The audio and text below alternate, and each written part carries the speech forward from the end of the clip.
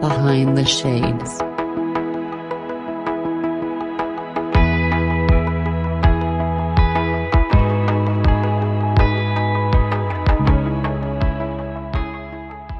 My name is Monique Davis. I'm a registered nurse. I am a teen crisis coach, and I invest in real estate. You can find me on all the social medias. My link tree is attached to my social media at Facebook with just my name, and any information that you want on me is somewhere in that link tree.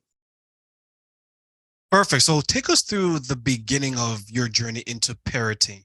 How did it all start? And was this something that you always thought you wanted to do, or was it like, well, I have kid number one, I got to make it work now? So tell us, how did it start? So actually, my journey started when I was 19. It was unexpected.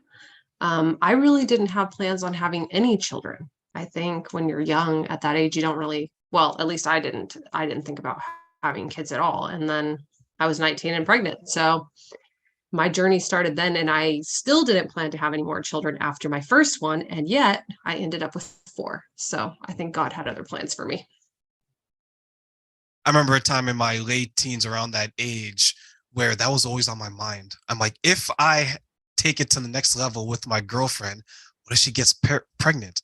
I was like living this paranoia where it could be like, as soon as, for example, you kiss, or she gets pregnant. Like it was just like this weird mental view of it I had, right?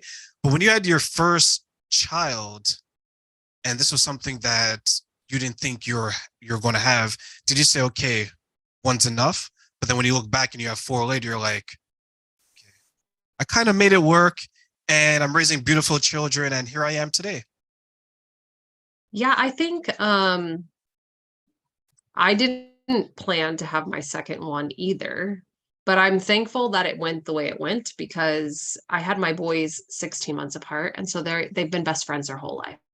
So it was really, really hard when they were little, because it's two sets of diapers and all the things, right? But then they were kind of had a built-in best friend all the time, so it made life a little bit easier for me as they grew up and they had each other, I guess. So I didn't plan on any of that, but that's how it went. And when my girls came along 5 years later, I did plan to have my daughter, not my second daughter, but like I said, God had other plans. I think you're one of the first mothers that I've talked to where it's an even split, two boys, two girls, Yeah. right? Two boys, two girls. And my boys are older, my girls are younger, and they're both exactly 16 months apart, both sets. Now that you have four, and here's a question that I would like to ask, and hopefully you don't take offense. Would you have any more? I might have, but I could not after the age of 28. So that wasn't an option for me. But I'll tell you, I've gathered children over the years and brought them into my home. So I've had many, many. So maybe. Perfect. Because I don't have any children myself. And when I speak to parents, I always like to understand their journey because when I wanted to have my family and I was able to overcome this fear of everything that I did would get someone pregnant, um, I wanted it for maybe reasons that weren't the best, is because I grew up without my mother or my father. So I always wanted to create a family so I could belong to a family dynamic. Now that you have four children, you mentioned that you've had other children in and out of the house. Do you feel a sense of family unit with these four children that maybe you didn't think that you would have had earlier on when you didn't want to have children or you weren't planning to have them? Yeah, I think, um, when I was young, I thought, oh, I'm gonna be this, businesswoman and have no children and just live the single life and do all of that stuff in my little 18-year-old head. And then I actually became a stay-at-home mom for many years, and I raised my kids at home. So it was a drastic change, but yes, there's a huge sense of belonging there with all that. And now I'm an empty nester, and that changes again. So it's a different feeling to have them leave after you've had them most of your life. So How is that journey going from a house that's filled with children, filled with energy, you're chasing kids, you're chasing diapers, to now where it's like, More children. You can actually hear your own thoughts. How's that experience? It's been interesting. My boys have been gone for about 7 and 8 years. And then my last girl just left in January. So I've had children, all along right up until this last January when she went off to college, and it's very quiet. It's a whole different dynamic, and you have to learn what does life look like now, without being just raising kids all the time. Do they call me and need stuff and all that? Yes, you're still always a mother, but it's definitely different not having them right under your wing all the time. Are you transitioning into like a different type of person now because you went from Monique without children, then you went to Monique the mother, and now you're Monique without children again? Like, how is that transition for you? I'm still in process and I'm still trying to figure that out.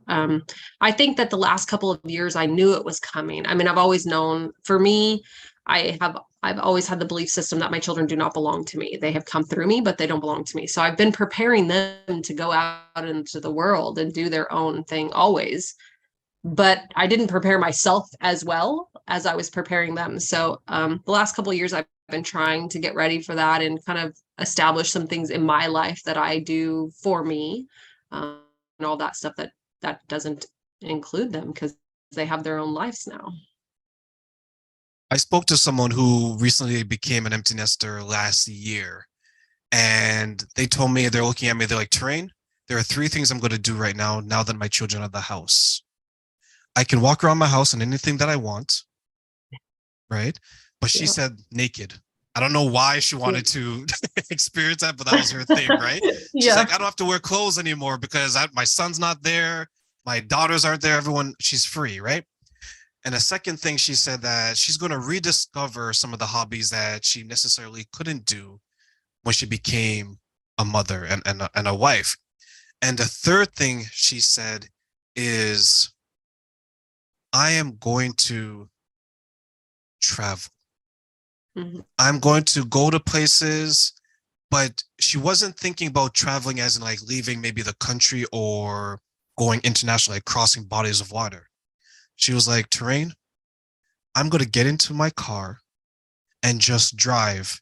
And I don't have to worry about anyone calling me. I don't have to worry about dinner being on the table. None of that. So what are some of the things that you're like, I can do all of this right now because there's no one at home that I have to maybe make sure that I'm available because I'm free. I'm an empty nester. So I'm not sure that that's new for me. I've been doing that. I kind of have designed my life to fit my life the way I wanted to live anyways. And I've kind of thought that in doing that, I would teach my children to do that. So I really haven't held back on anything that I've wanted to do throughout my life with them. I've either taken them with me or made arrangements. So I really haven't given up anything to be a parent or a mom or whatever. I think maybe I'm not completely free because I still have this dog, and that's like having a kid. Like, you got to get a babysitter, somebody's got to watch the dog. So I'm not 100% sure that I'm completely free, but the lifestyle is pretty similar to what it was. It's just I just don't have the "are you cooking dinner tonight, mom?" kind of thing. Now I get to make whatever food I want, which I do enjoy. Whatever I want to eat, I am making it for myself. If I don't want to cook and I want to eat cereal, then that's what I'm doing. So that's nice. I like that. But everything else is it's pretty much the same aside from noise level. But when kids become teenagers, they don't hang out at home often anyways, or at least mine didn't. They were off and running anyway, so had jobs and all those things.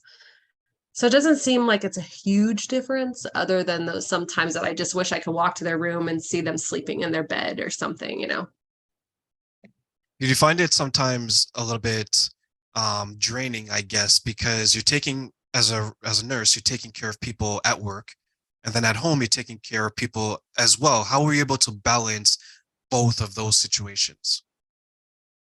I think that was a learned thing. At probably the first couple of years of nursing, I didn't do it well. I had gone from being like a stay-at-home mom.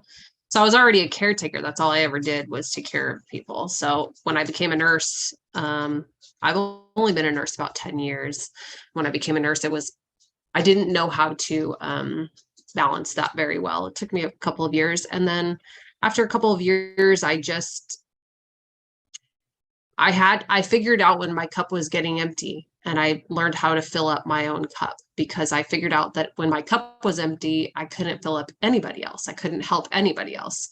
So I'm a really big when things are getting a little empty, I go and find some nature. I'm a big one for the forest and running water and all those things. And I journal every day, and I meditate and do different things like that to kind of keep my cup full. With your children leaving the house, and I think your boys are the oldest, right? Your two sons. Yep. Are you ready, respectfully, to become a grandmother? Yeah, I am ready. I don't know that they're ready quite yet. I would have been ready already. Go ahead and bring them. It's really different with when you have so many children, because all of my children did not stay like in a hometown, right? So they all went away. They all left and went to different places. And as when you have four, how do you decipher like where do you live so you're close, so you have the ability to be close to your grandkids? Well, that's not an option for me. I'm going to be traveling to see all of them no matter what, because they're all in different areas. But I would say, am I ready? Yes. I'm ready when they are. I'm not pushing the issue. If it doesn't happen for many years, that's okay. Whenever they are ready to be parents, I'm ready.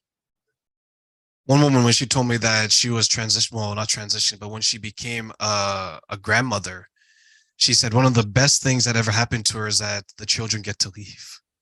Meaning that when they come over and they visit, she plays with them like she's the fun grandmother, right? She's one who gives them the gifts, who has fun time. She plays all these games.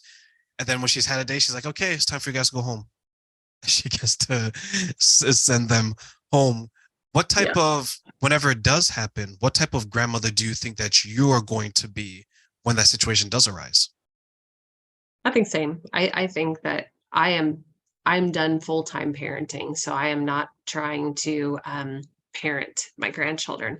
Will I love on them and be so excited to have them and all that? Yes. And I will probably be just as excited when they go home.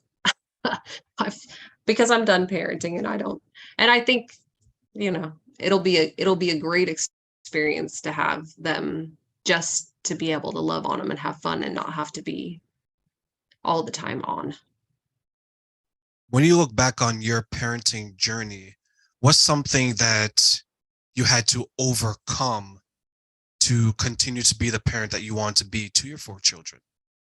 Oh goodness, I had to overcome a million things. I'm not 100% sure that for me, I think the good parts of parenting are also the bad parts, right? I was very young when I had my sons, and I was just too young and dumb to know any better. So I let them do everything. I didn't withhold. I wasn't worried about them about much of anything. I mean, they ate dirt and did all sports and everything, and I just didn't have the knowledge to like be worried or afraid for them. So that was bad and good, right? Because they don't have a lot of fears. They're able to kind of persevere through a lot of things, because we were figuring it out together. Like my boys and I, we really did grow up together, I feel like, because I was not grown when I had them. And then when they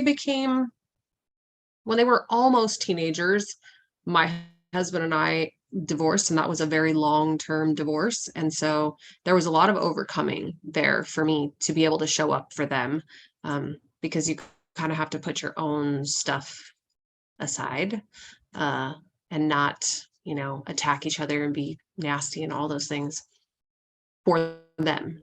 It has to kind of become about them. So that was definitely something we overcame together.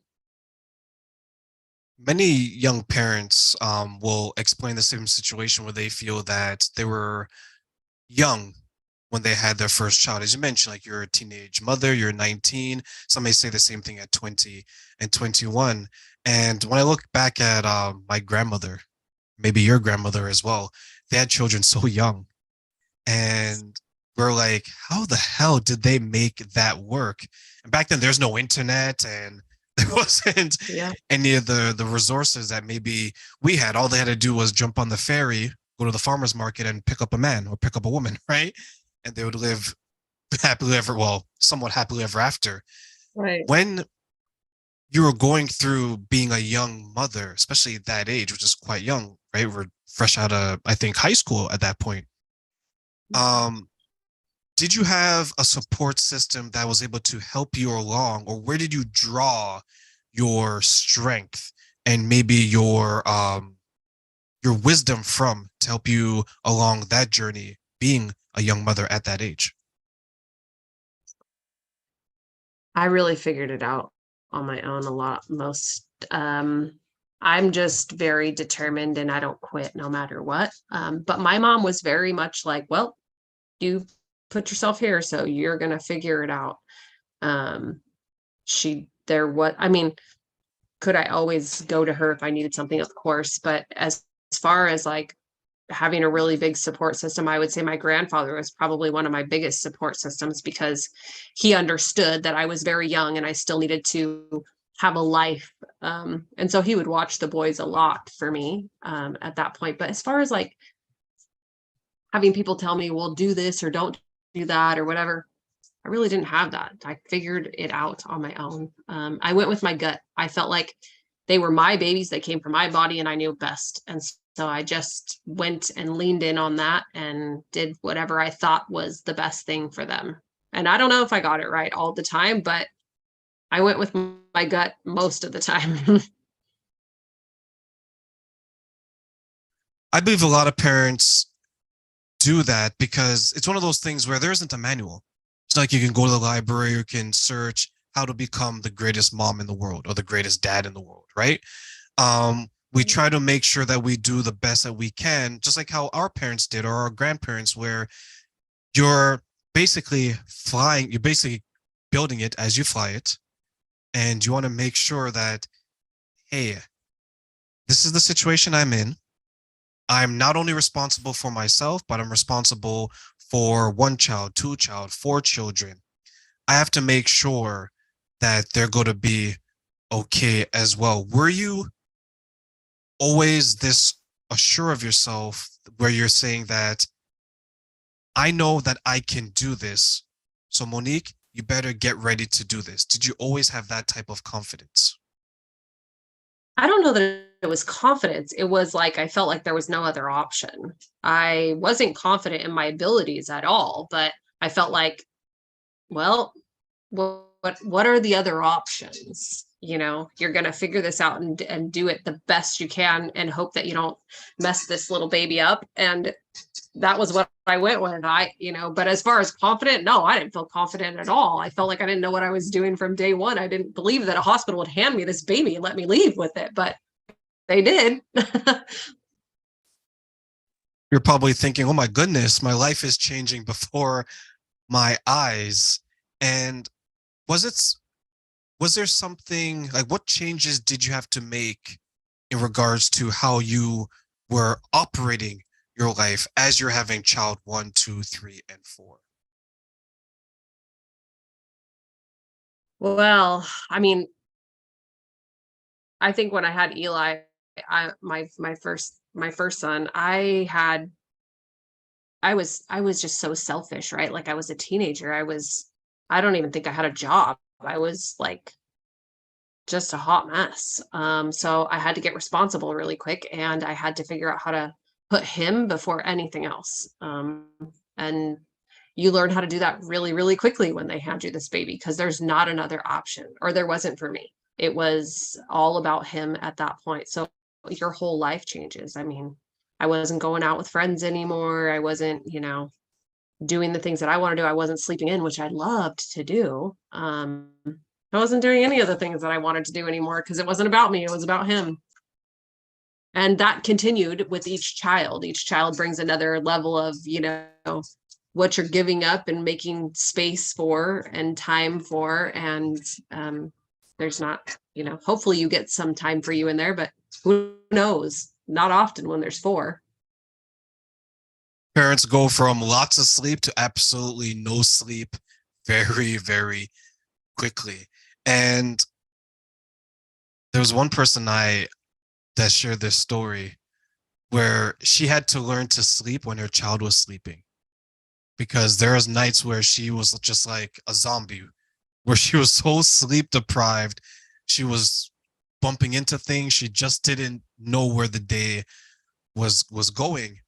And for the next generation of men and women who are looking to be parents, who may be parents right now, what advice, Monique, would you want to give them in regards to making sure that they're as successful as they can be when it comes to parenting? I think you get so much advice. You get so much, don't lay them this way, don't feed them this way, don't let them have this, don't. I think that if you just stay with the fact that you know this is your baby, you know what's best, you know how to care for them, that it's innately in you. And the other thing I would say that I didn't do well, and when you get past points, you look back and you say, oh, I really wish. And it's to be present, because I was the one that wasn't, I was worried about the dishes in the sink and the laundry piled up and all that stuff. And so I missed moments with them. And the one thing that you don't ever get back with anything is time. And so there's just things that can wait. It'll still be there. The dishes are still going to be there. They're not going anywhere. So if I had to say, my advice would be present in the moments, because you only get so many and then they're gone. And just go with your gut on your baby. It's that everybody's going to have an opinion. Let their opinions settle where they are, and you do what you need to do with your baby. You made a good point where you said that you want to trust yourself because you're the parent and it's your child. And there's some times where new parents, they don't trust themselves because they don't have a reference point, right? They would defer to someone else who maybe have more children. Was ever a time where maybe you were unsure about something and you thought about going to someone then, but then you caught yourself, you said, hey, I got this. This is my child. I know what's best and I'm going to try my best for that child. I think oftentimes I had that. Is this the right thing? Should I take them to the doctors? They've had a fever for 3 hours, all those kinds of things. They always are going to come up. I had one girlfriend who had children before me. She was a little older than me. And she was my trusted, like, if I was ever going to ask anybody anything, it would be her. But I felt like if I didn't learn this and figure him out on my own, if we didn't get in our own rhythm and I didn't know his cues and what to do with them on my own, would we ever be cohesive and get into that group? I just was questioning that. So I did every single thing I could to figure it out on my own prior to going to anyone else, because every baby is different. Every parent's different. The connection is different. And so, yes, they can give you advice and say, well, try to do this or try to do that, but it may not work with your child the way that it worked with theirs. So When you're assisting your clients in regards to helping them along in their life and some of the situations that you've gone through, do you see yourself in some of the men and women that you are assisting? all the time. And if I don't see myself, I try to imagine what it would be like, or could I have been in that position? And if I had been in that position, what would it have been like for me? Because I think that that's the best way to help and treat, is to be able to see it from those eyes and not from yours. There's always one question I like to ask before I let my guests go, and the question is, if you were to meet all the people that you've impacted positively, not the ones that that want to say Monique's the devil, right? But the ones that you've impacted positively, what's something that you would want to say to them to make sure that they continue being the best that they can be?